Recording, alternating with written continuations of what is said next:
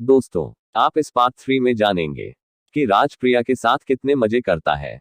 अगर आपने पार्ट 1 और पार्ट 2 नहीं देखे हैं तो आप ये दोनों पार्ट जरूर देखें, क्योंकि ये दोनों पार्ट देखे बिना आपको ये कहानी जरा भी समझ नहीं आएंगी। तो सुनिए आगे क्या होता है।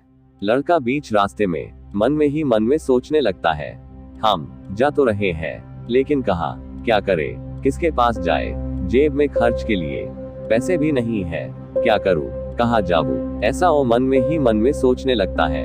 उस वक्त लड़की बोलती है, हम कहाँ जा रहे हैं। लड़का बोलता है, पता नहीं, घर जाएंगे तो तुम्हारे पापा हमें ढूंढते हुए घर आ जाएंगे, किसी रिश्तेदार के यहाँ जाएंगे तो घर वाले सभी रिश्तेदारों के बारे में तुम्हारे पापा को सब कुछ बता देंगे। लड़की मजाक में बोलती है, अच्छा तो हम जंगल में जाएंगे रहने के लिए। ऐसा बोलते ही लड़के को ऐसे शख्स की याद आती है जो बर्फ से भी ज्यादा ठंडा, चीनी से भी ज्यादा मीठा, इतना मीठा कि 100 करेले मिलकर भी उसे कड़ू बनाने की कोशिश करे तो वो करेले भी मीठे बन जाए।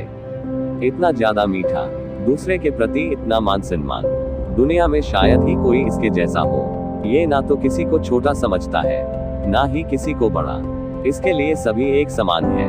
ये ना गरीब है और ना ही अमीर, ये ना गांव में रहता है ना शहर में और ना ही किसी जंगल में। इसके पास इतना ज्ञान है मानो दुनिया की सारी किताबें इसी ने लिखी हो। पर लेकिन ये रहता कहाँ है। लड़की कहती है, ये गांव से थोड़ा दूर, शहर के थोड़ा करीब, दोनों के बीच में रहता है। और ये एरिया ना तो शहर में आता है और ना ही गांव में आता है और ना ही किसी जंगल में। लड़की कहती है, चलो तो हम उसी के पास जाएंगे। तब वो उसके घर जाने के लिए निकल पड़ते हैं। कुछ देर बाद दरवाजा खट से खुलने की आवाज आती है। तो इंसान जिसके बारे में अभी जिक्र किया था वो दरवाजे की ओर देखता है तो उसे ये दोनों एक साथ दिखाई देते हैं। और वो थोड़ा कुछ 5-10 सेकंड के लिए हैरान होकर दोनों की ओर देखता है। इन दोनों को देखकर वो इन दोनों का सारा खेल समझ लेता है।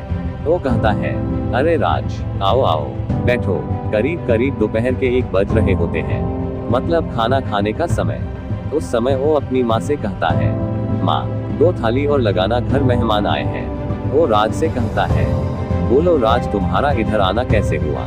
तो वो उसके साथ जो कुछ भी हुआ उसे सब कुछ बता देता है और आखिर में बोलता है कि मेरे पास तुम्हारे पास आने के सिवा कोई और चारा नहीं था।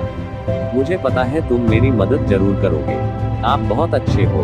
और वो मजाक में बोलता है, मेरे पास तो इन किताबी ज्ञान के सिवा कुछ भी नहीं है, मैं कैसे तुम्हारी मदद कर सकता हूँ। तो राज कहता है, वो मुझे कुछ नहीं पता, मैं वो कुछ नहीं जानता, मुझे बस तुम्हारी मदद चाहिए।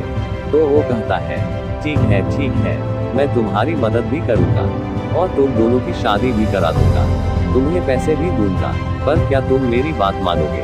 राज कहता है, हाँ, मैं जो आप कहेंगे वो मैं करूँगा। वो कहता है, क्या तुम्हें मेरे पर विश्वास है। तो राज कहता है, अगर तुम पर विश्वास नहीं होता तो शायद कभी मैं तुम्हारे पास आता ही नहीं। वो कहता है, तो फिर ठीक है, अभी तुम बहुत थके हुए और परेशान लग रहे हो, जाओ थोड़ा नहा लो, जाकर थोड़ा फ्रेश हो जाओ। दोस्तों, आपको क्या लगता है उन्होंने ऐसा उससे क्यों कहा होगा।